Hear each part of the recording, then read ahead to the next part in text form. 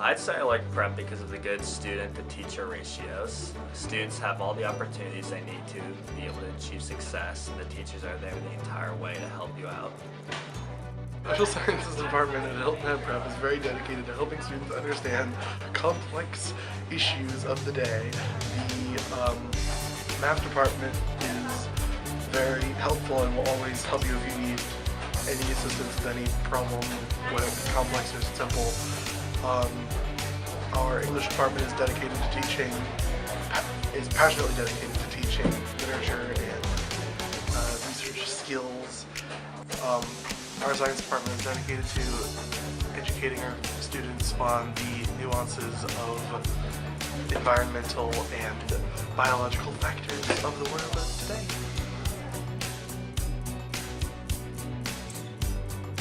I really like that it's located really in the heart of Hilton Head. You know, it's near the beach, there's like lots of tourists, lots of life.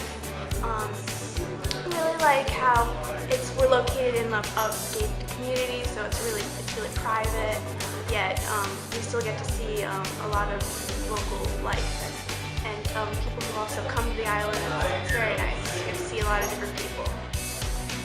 I really like the students here at Prep, and I think the teachers are really great at helping to improve our education here, and I think I like the way that they're so well-rounded students. You get to participate in sports and also be academic and plays and all kinds of different things here at Prep. It's pretty great. Compared to my old school, I feel like there are a lot more classes available. All these great electives I can choose from, all these arts, Spanish, I have Chinese I can choose from. There's just a great range, and I'm happy to be here at Prep because I know anything I want to do, I can achieve it because all the classes are offered. I really don't know much about Honor Council, even though I've been going to the school for many, many years. It's kind of like a secret society of sorts, and I would really like to know more about it because they are important, and I feel like to be really informed, I really have to know more about them and what they do. One thing though is I do not know much about Honor Council. I know a lot about Honor Council, and I would like to know more. Since there are a lot of classes, I learn a lot there and I retain a lot of my knowledge, but there's one thing that I don't know about, and that's Honor Council. Like, what do they do? How do they charge people? I'm so confused about the whole concept. I don't know what happens with that, to be honest.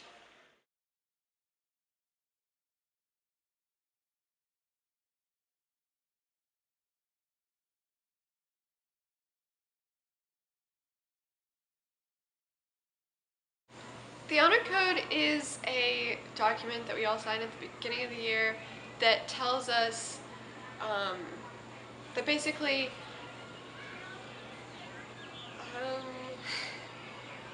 has the teachers trust us. That doesn't.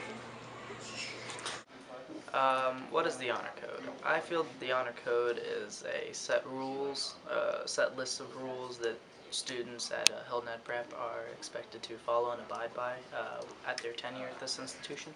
The Honor Code is a set of rules, I guess, in which students must follow to make sure that their schoolwork and tests are done individually, I guess, and in the manner they should be done. I just know that.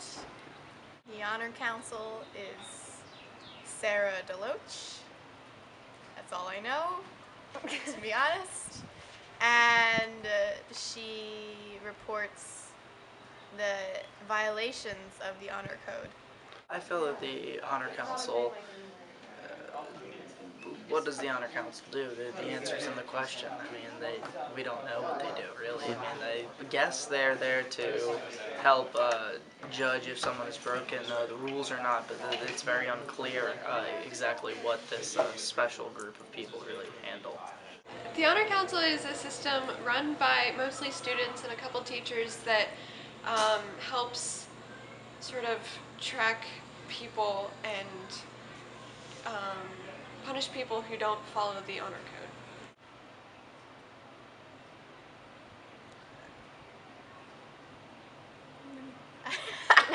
Yeah, I don't don't know. They don't let you know what you're getting yourself into necessarily beforehand.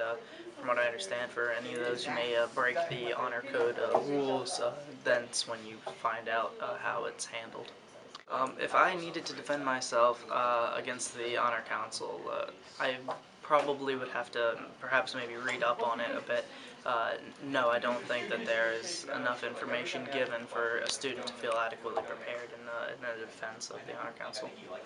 It's very, I feel like it's very secretive and very, I don't really know much about it at all.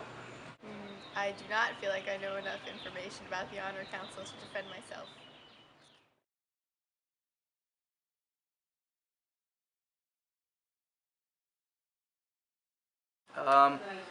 Having read over the honor code, I don't necessarily feel like I've learned too much more.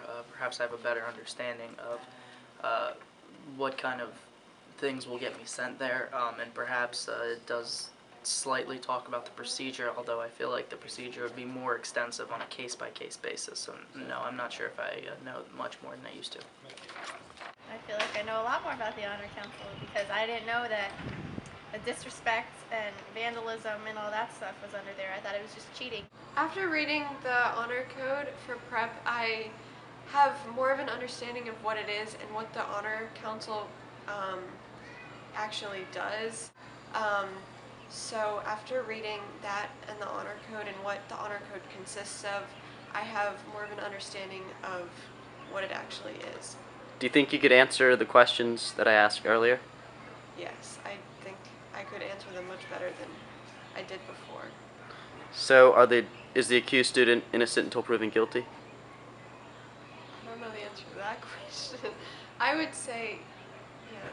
Does the honor council determine guilt or punishment? Yes. Which one? Oh, guilt. Punishment. Guilt. I don't know. I'm so sorry I messed this up. I suck at life. Man, are you still filming? Stop, I'm done. My name is Ryan Nimmer. I'm the director of this film. I've been going to prep for about 5 years.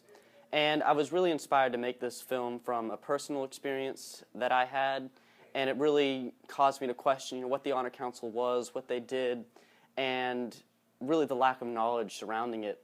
I was in Chinese class one day, and the teacher was handing out some pieces of paper, and I was handed what I thought was a worksheet. And so I put it in my binder. It was never assigned, and a few weeks later, my classmate and I were looking through my binder, and we saw it. And he thought that he actually did not have the worksheet. And so we went up to the teacher to make copies, and we handed it to her, and she said, oh, this is the exam, you can't have this. And after realizing what the situation was, I realized that I could have been sent to Honor Council, and based on the research in the interviews that I have done in making this documentary, I probably would have been convicted of that, even though I didn't knowingly do anything, and I didn't even look at it. I still didn't know what was even on the exam just because I didn't know that it was the exam packet. But it really caused me to question what the purpose of the Honor Council was, because I was so close, but I didn't know anything about it, and I don't think I could have defended myself in that situation. So this is really why I wanted to work on this documentary in the first place.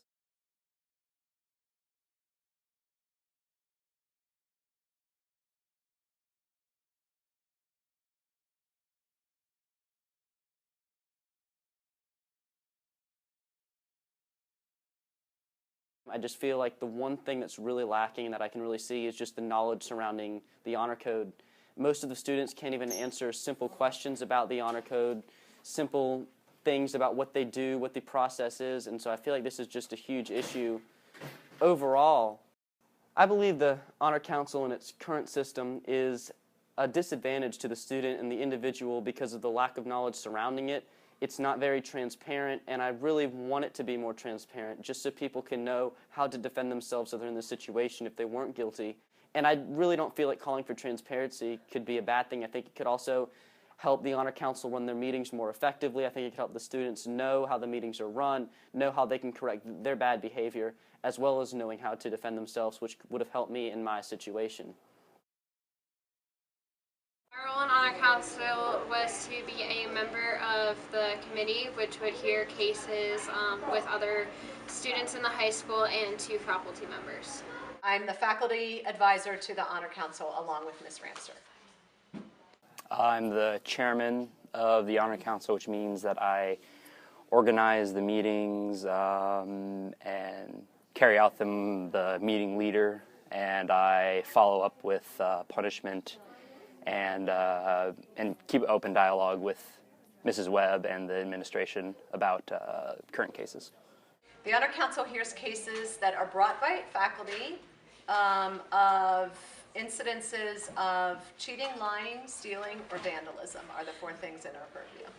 The Honor Council punishes it judges and then decides upon a punishment for individuals who have been accused of breaking the honor code.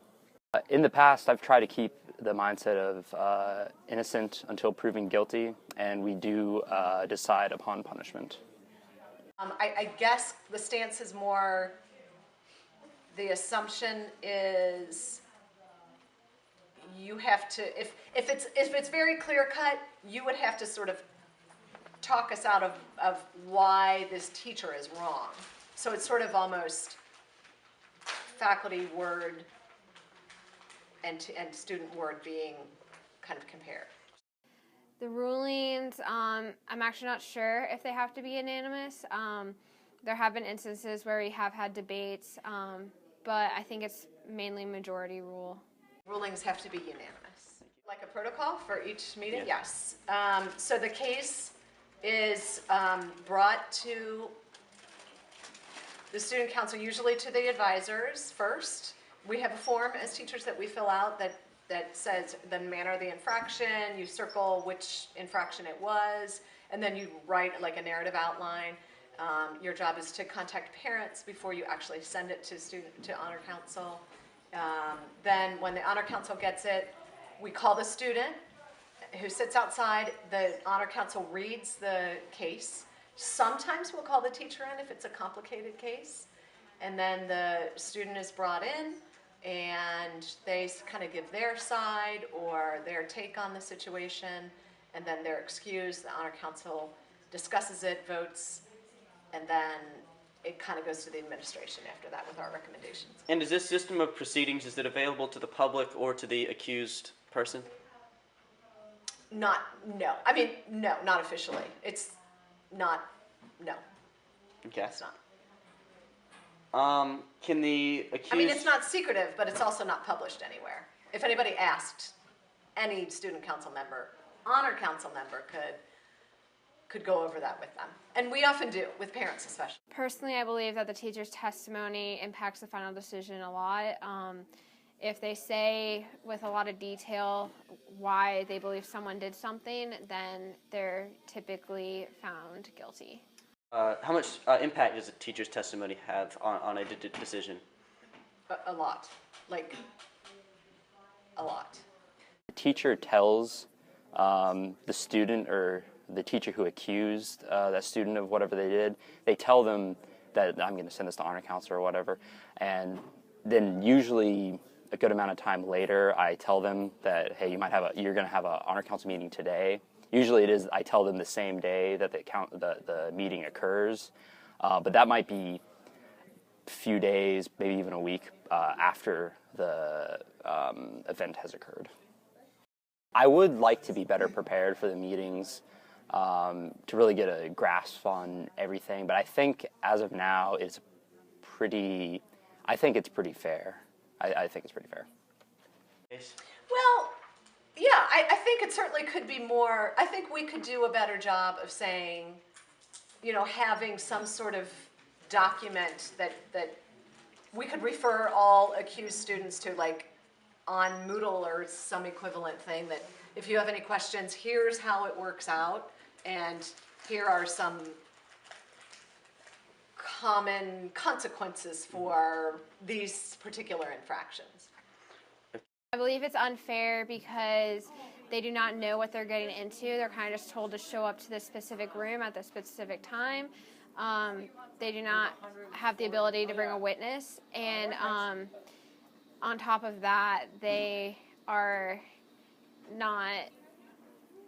not innocent until proven guilty. I think the honor code is fine. I think that the honor council does need to be looked at differently. I think that people need to be known. The whole school should know the system of proceedings for honor council.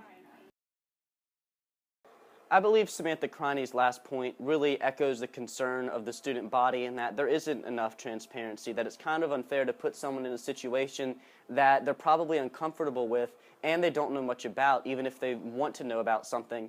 And as Ms. Hudak mentioned, yes, there is a systems of proceedings that kind of exist within the Honor Council, but it's not known to the general public, and yes, a student could ask for it, but it's hard for them to ask for something that they don't know exists. Based on the research I have done for this documentary and how Ms. Hudak said that it's really the teacher's word against the student's word, I feel like students would be a lot more cautious in the decisions they make, not because people would be more cautious because they think that they're going to be caught cheating, but because they know that any suspicious behavior could be considered as cheating and they could be caught for cheating with something that they didn't do. And it could be reported as a violation to the honor code, and this could really affect their next level of higher education.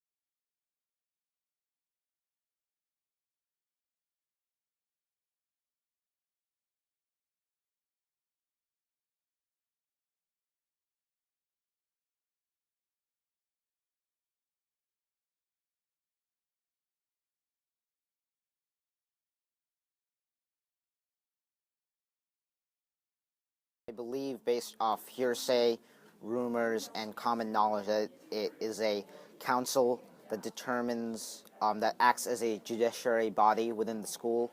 But however, I'm unsure of the exact practices that happen within the Honor Council due to the secretive nature, the lack of transparency within the Honor Council. It's not public at all. The very nature of Honor Council is secretive, and I personally think that that is an issue that the school needs to resolve in order to remain true to the country that we are living in order to remain true to the democratic ideals that we are under. Otherwise, it appears to be a bit tyrannical. If I was vested with the power to have change happen within the Honor Council, I would ensure that Honor Council is made into an open process where people are aware of what's happening. There should be an established set of practices and procedures that happen with the Honor Council so that the people that go into Honor Council know what's going to happen. They are aware of the rules and they're aware of what the exact logistics of Honor Council are like and what the exact procedures of Honor Council are. I really feel like that last interview really spoke to me because it really outlined the general concern of the student body, outlined how people feel towards the Honor Council, and I think having more transparency, addressing the concerns that he had could really be beneficial to both sides. I think it could help the Honor Council be run more efficiently. I think it could also have people more aware of what they do, which is always a good thing to promote these sort of good values that Prep wants to promote among the school and honorable values among the school to the student body if it is known. I also think that, like in my situation, these systems of proceedings could help if someone was wrongly sent to Honor Council, and I feel like that's what justice should really have. I think justice should be, having everything out on the table, really exposing everything, really being transparent. I think that the solution would be beneficial to both the Honor Code and the student body, and hopefully that this documentary serves as a first step to achieving this.